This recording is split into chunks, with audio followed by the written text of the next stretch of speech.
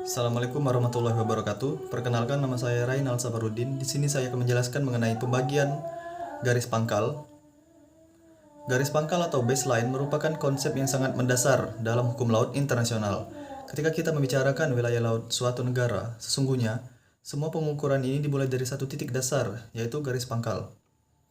Dari garis inilah diukur laut teritorial sejauh 12 mil laut, zona tambahan sejauh 12 mil laut, zona ekonomi eksklusif hingga 200 mil laut, bahkan sampai pada landas kontinen yang dapat melampaui 200 mil laut dalam kondisi tertentu. Oleh karena itu, garis pangkal bukan sekedar garis imajiner di peta, melainkan fondasi hukum yang menentukan sejauh mana kedaulatan dan hak berdaulat suatu negara di laut. Pengaturan secara internasional terdapat dalam United Nations Convention of the Law of the Sea atau UNCLOS 1982 yang menjadi konstitusi bagi hukum laut modern.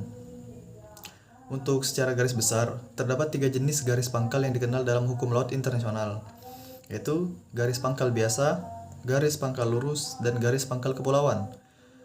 Dan masing-masing memiliki dasar hukum, syarat, penggunaan, dan akibat hukum yang berbeda-beda. Penerapan ini muncul karena kondisi geografis setiap negara tidaklah sama. Ada negara yang garis pantainya relatif lurus, ada yang sangat berbelok-belok, dan ada pula yang terdiri dari ribuan pulau yang tersebar luas.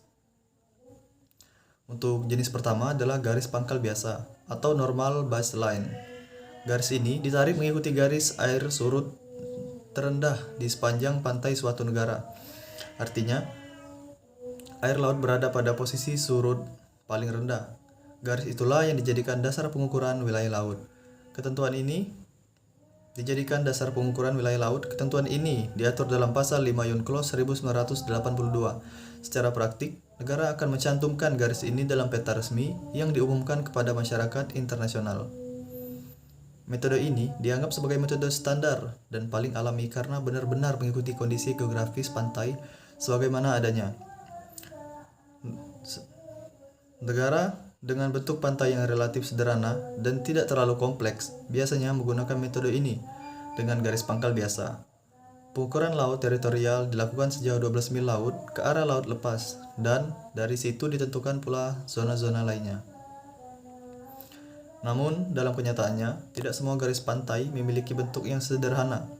Banyak negara yang garis pantainya sangat berbelok-belok, dipenuhi teluk, muara sungai, atau gugusan pulau kecil yang tersebar di daerah pantai. Dalam kondisi seperti ini, apabila terjadi tetap menggunakan garis pangkal biasa, maka pengukuran wilayah laut bisa menjadi tidak efektif dan bahkan merugikan negara tersebut.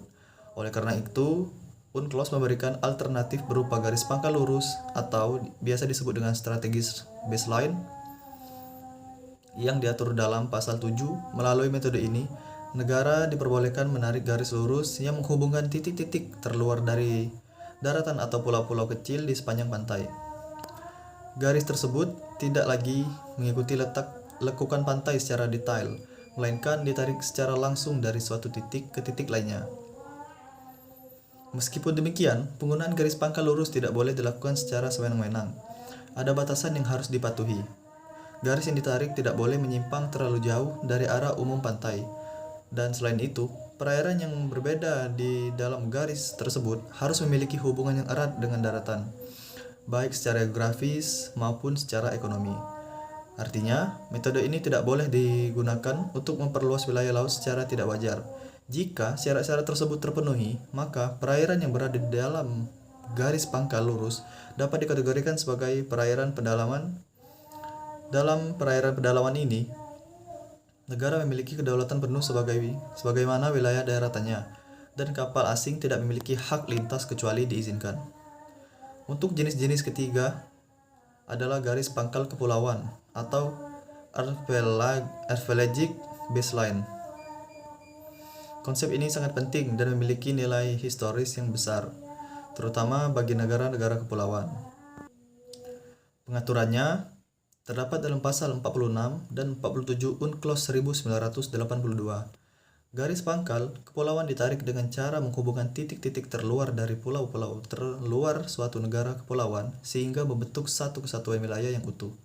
Metode ini dapat digunakan oleh negara yang memenuhi kriteria sebagai negara kepulauan.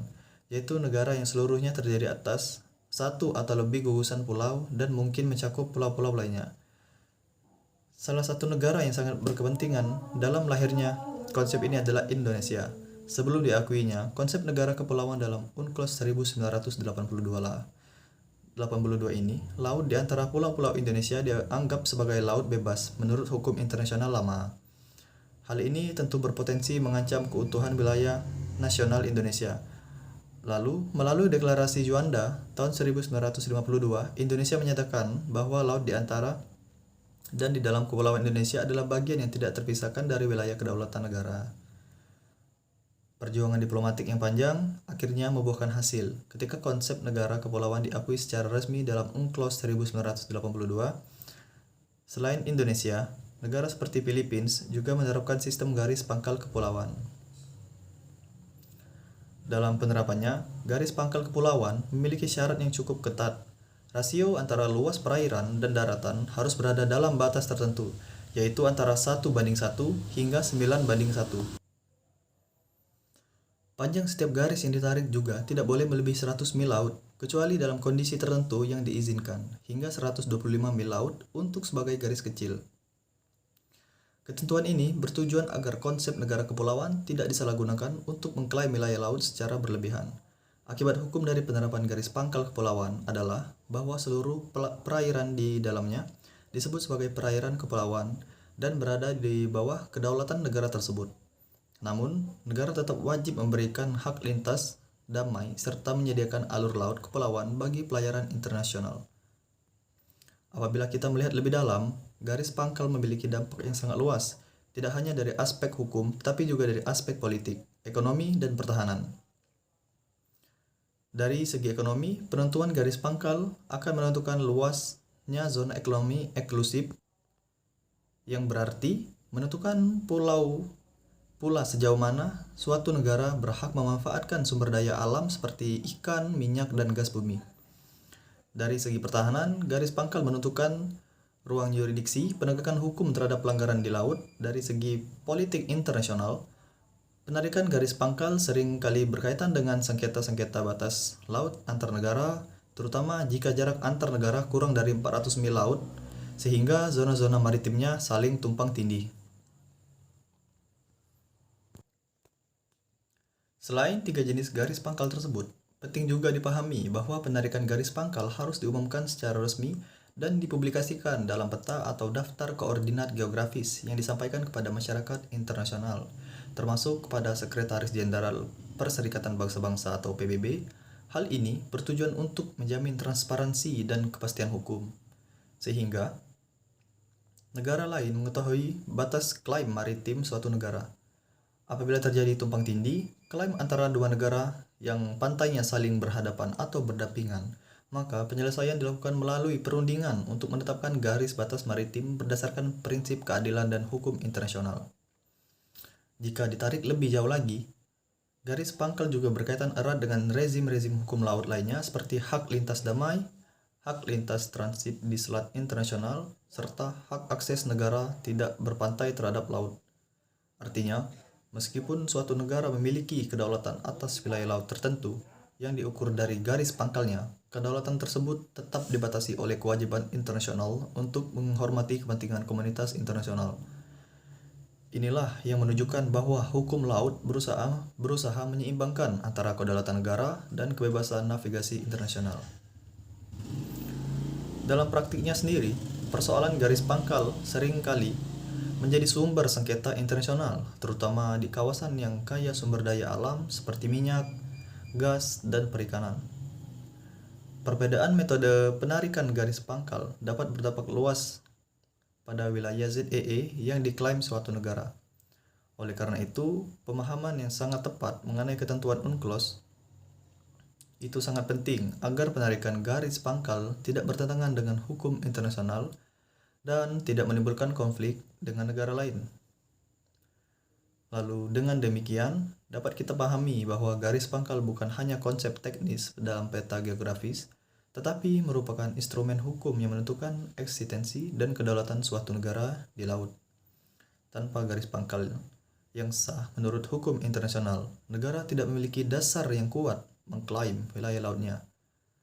Bagi negara kepulauan seperti Indonesia, garis pangkal kepulauan bahkan menjadi simbol persatuan wilayah nasional. Karena laut tidak lagi menjadi pemisah antara pulau, melainkan menjadi penghubung dan pemersatu bangsa.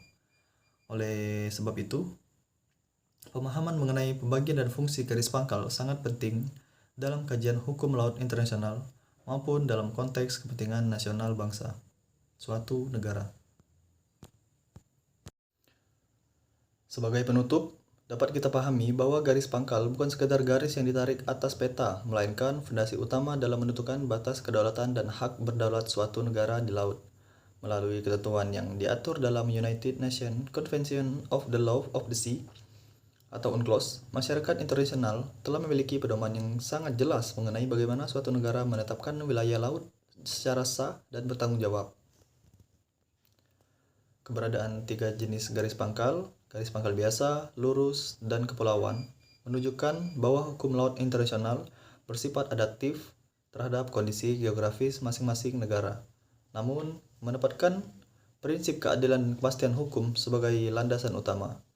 Dalam konteks negara kepulauan seperti Indonesia, konsep garis pangkal kepulauan memiliki arti yang sangat penting karena memperkuat persatuan wilayah serta melindungi kepentingan nasional di bidang ekonomi dan keamanan. Dengan memahami konsep garis pangkal secara menyeluruh, kita tidak hanya memahami batas wilayah laut secara teknis, tetapi juga memahami bagaimana hukum internasional bekerja dan menjaga keseimbangan antara kedaulatan negara dan kepentingan global. Saya harap semoga pembahasan ini dapat menambah wawasan dan memperdalam pemahaman kita mengenai pentingnya garis pangkal dan sistem hukum laut internasional. Saya Rainal Safarudin, saya akhiri pembahasan saya. Wassalamualaikum warahmatullahi wabarakatuh, dan terima kasih.